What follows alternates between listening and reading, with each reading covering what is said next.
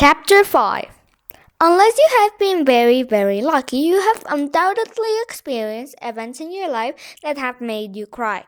So unless you have been very, very lucky, you know that a good long session of weeping can often make you feel better, even if your circumstances have not changed one bit.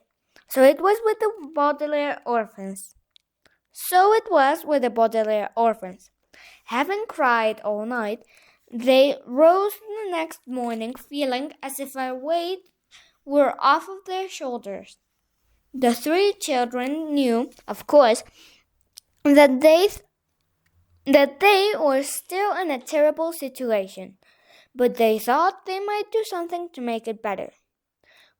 The morning's note from Count Olaf ordered them to chop firewood in the backyard, and as Violet and Klaus swung their axe down over each log to break it into smaller pieces, they discussed possible plans of action while Sunny chewed meditatively on a small piece of wood. Clearly, Klaus said, fingering the ugly bruise on his face where Olaf had struck him, we cannot stay here any longer. I would rather take my chances on the streets than live in this terrible place. But who knows what misfortunes would befall us on the streets, Violet pointed out. At least we have a roof over our heads. I wish our parents' money could be used now instead of when you come of age, Klaus said. Then we could buy a castle and live in it with armed guards patrolling the outside to keep Count Olaf and his troop. And I wish I could have a large inventing studio, Violet said wistfully. She swung the axe down and split the log neatly in two, filled with gears and pulleys and wires and an elaborate computer system.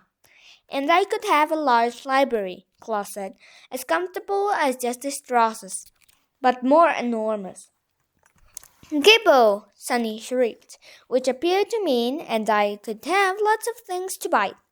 But in the meantime, Violet said, we have to do something about our predicament. Perhaps Justice Strauss could adopt us, Klaus said. She said we were always welcome in her home, but she meant for a visit, or to use her library, Violet pointed out. She didn't mean to live.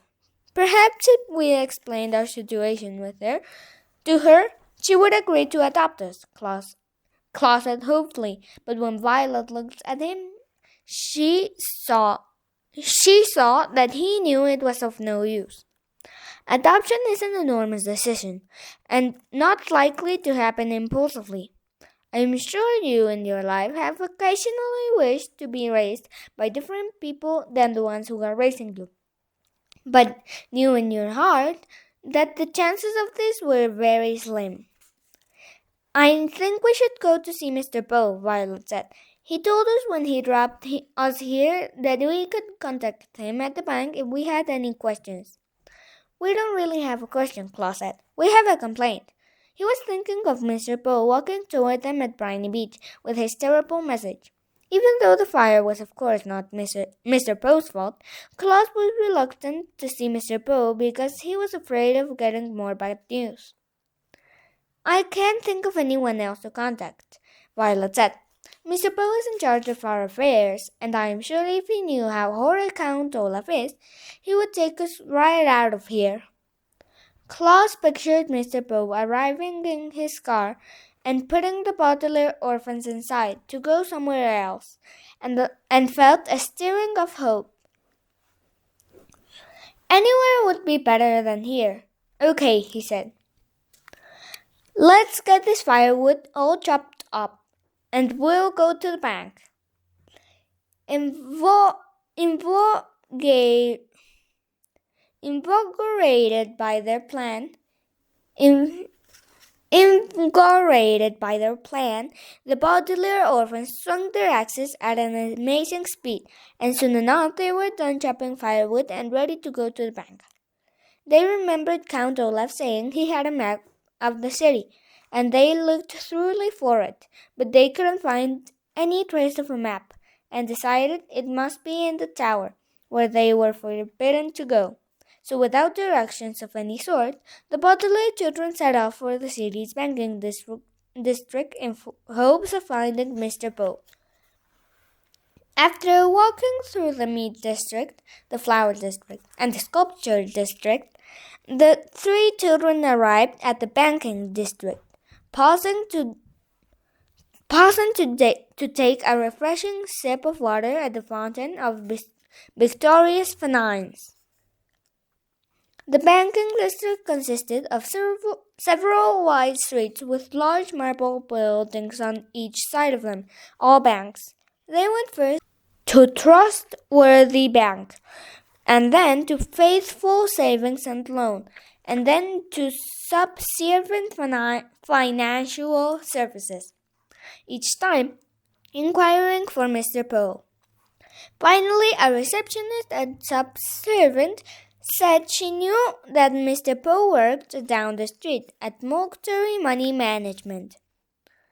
The building was square and rather plain-looking, though once inside, the three orphans were intimidated by the hustle and bustle of the people as they raced around the large, echoey room. Finally, they asked a uniformed guard whether they had arrived at the right place to speak to Mr. Poe, and he led them into a large office with many file cabinets and no windows. "Why, hello," said Mr. Poe in a puzzled tone of voice. He was sitting at a desk covered in typed papers that looked important and boring. Surrounding a small framed photograph of his wife and his two beastly sons were three telephones with flashing lights. "Please come in." "Thank you," said Claus, shaking Mr. Poe's hand. The Baudelaire youngster sat down at the three large and comfortable chairs. Mr. Poe opened his mouth to speak, but had to cough into a handkerchief before he could begin. "I'm very busy today," he said finally, "so I don't have too much time to chat. Next time you should call ahead of time when you plan on being in the neighborhood, and I will put some time aside to take you to lunch." "That would be very pleasant," Violet said, "and we're sorry we didn't contact you before we stopped by, but we find ourselves in an urgent situation." "Count Olaf is a madman," Claus said, getting right to the point. "We cannot stay with him." He struck Claus across the face. "See his bruise?" Violet said, but just as he said it, one of the telephones rang, in a loud, unpleasant wail. "Excuse me," Mr. Poe said, and picked up the phone. "Poe here," he said into the receiver. "What?" "Yes, yes, yes, no, no, yes." "Thank you." He hung up the phone and looked at the Baudelaires as if he had forgotten they were there. "I'm sorry," Mr. Poe said. "What were you talking about?" "Oh, yes, Count Olaf. I'm sorry you don't have a good first impression of him." "He has only provided us with one bed," Claus said. "He makes us do a great many difficult chores. He drinks too much wine." "Excuse me," Mr. Poe said as another telephone rang. "Poe here," he said. 777 6.5 7. "You're welcome." He hung up and quickly wrote something down on one of his papers, then looked at the children. "I'm sorry," he said. "What were you saying about Count Olaf? Making you do chores doesn't sound too bad. He calls us orphans. He has terrible friends. He is always asking about our money." "Poco!" Mr. Poe put up his hands to indicate he had heard enough. Children, he said. "You must give yourselves time to adjust to your new home. You've only been there a few days. We have been there long enough to know Count Olaf is a bad man," Claus said. Mr. Poe sighed. and looked at each of the three children. His face was kind, but it didn't look like he really believed that what the Baudelaire orphans were saying. "Are you familiar with the Latin term in loco parentis?" he asked. Violet and Sunny looked at Klaus. The biggest reader of the three, he was the most likely to know vocabulary words and Freudian phrases. "Something about trains?" he asked. Maybe Mr. Poe was going to take them by train to another relative. Mr. Poe shook his head. "In loco parentis means acting in the role of parent," he said. "It is a legal term and it applies to Count Olaf. Now that you are in his care, the Count may raise you using methods he sees fit. I'm sorry if your parents did not make you do any household chores, or if you like their friends better than Count Olaf's friends. But these are things that you must get used to, as Count Olaf is acting in loco parentis. Understand?" "But he struck my brother," Violet said. Look at his face." As Violet spoke, Mr. Poe reached into his pocket for his handkerchief and, covering his mouth, coughed many, many times into it. He coughed so loudly that Violet could not be certain he had heard her. "Whatever Count Olaf has done," Mr. Poe said, glancing down at one of his papers and circling a number, "he has acted in loco parentis, and there's nothing I can do about it. Your money will be well protected by myself and the bank.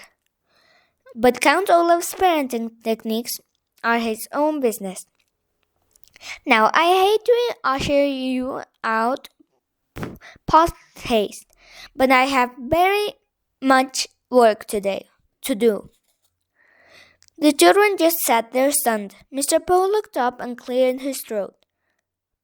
"Post haste," he said, means you do nothing to help us," Violet finished for him. She was shaking with anger and frustration. As one of the phones began ringing, she stood up and walked out of the room, followed by Klaus, who was carrying Sunny. They stalked out of the bank and stood on the street, not knowing what to do next. "What shall we do next?" Klaus said softly. Violet stared up at the sky. She wished she could invent something that could take them out of there.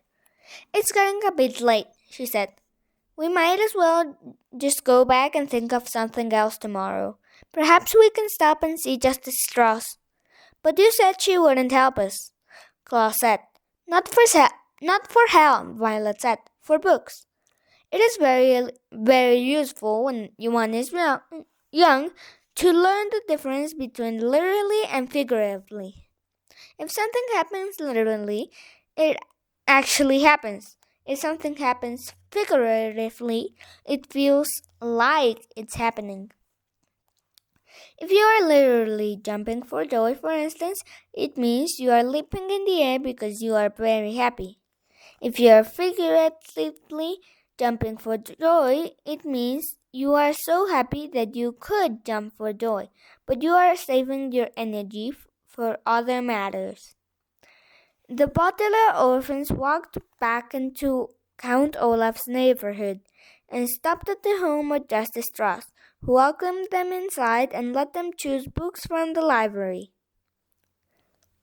Violet chose several about mechanical inventions, Klaus chose several about wolves, and Sunny found a book with many pictures of teeth inside.